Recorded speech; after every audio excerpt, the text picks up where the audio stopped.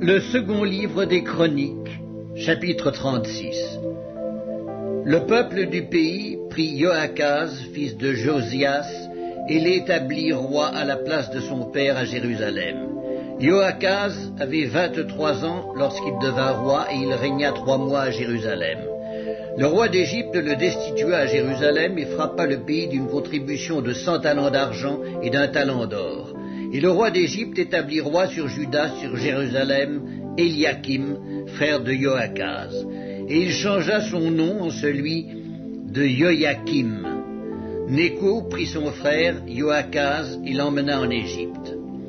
Joachim avait 25 ans lorsqu'il devint roi et il régna 11 ans à Jérusalem. Il fit ce qui est mal aux yeux de l'Éternel son Dieu. Nebuchadnezzar, roi de Babylone, monta contre lui et le lia avec des chaînes d'airain pour le conduire à Babylone. Nebuchadnezzar emporta à Babylone des ustensiles de la maison de l'Éternel et il les mit dans son palais à Babylone. Le reste des actions de Joachim, les abominations qu'il commit et ce qui se trouvait en lui, cela est écrit dans le livre des rois d'Israël et de Juda. Et Joachim, son fils, régna à sa place. Joachim avait 8 ans lorsqu'il devint roi et il régna 3 mois et 10 jours à Jérusalem. Il fit ce qui est mal aux yeux de l'Éternel. L'année suivante, le roi Nebuchadnezzar le fit emmener à Babylone avec les ustensiles précieux de la maison de l'Éternel. Et il établit roi sur Juda et sur Jérusalem Sédécias, frère de Joachim. Sédécias avait 21 ans lorsqu'il devint roi, et il régna 11 ans à Jérusalem. Il fit ce qui est mal aux yeux de l'Éternel son Dieu, et il ne s'humilia point devant Jérémie le prophète qui lui parlait de la part de l'Éternel. Il se révolta même contre le roi Nebuchadnezzar qu'il avait fait jurer par le nom de Dieu, et il raidit son cou et endurcit son cœur au point de ne pas retourner à l'Éternel, le Dieu d'Israël.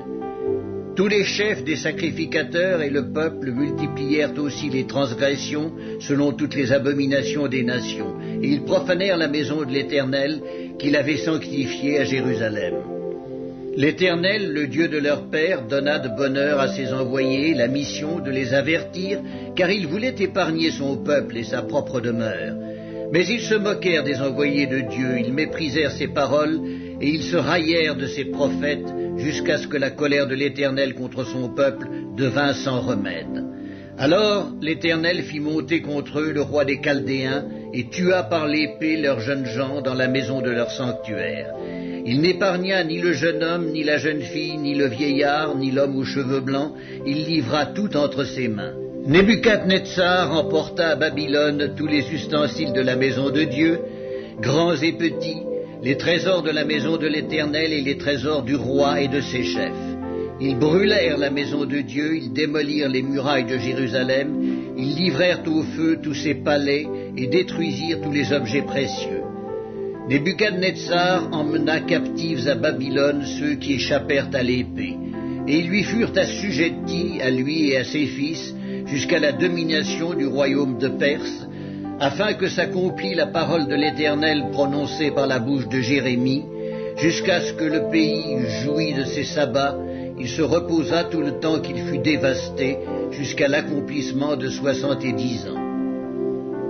La première année de Cyrus, roi de Perse, afin que s'accomplît la parole de l'Éternel prononcée par la bouche de Jérémie, l'Éternel réveilla l'esprit de Cyrus, roi de Perse, qui fit faire de vive voix et par écrit cette publication dans tout son royaume.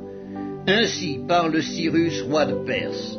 L'Éternel, le Dieu des cieux, m'a donné tous les royaumes de la terre, et il m'a commandé de lui bâtir une maison à Jérusalem en Juda.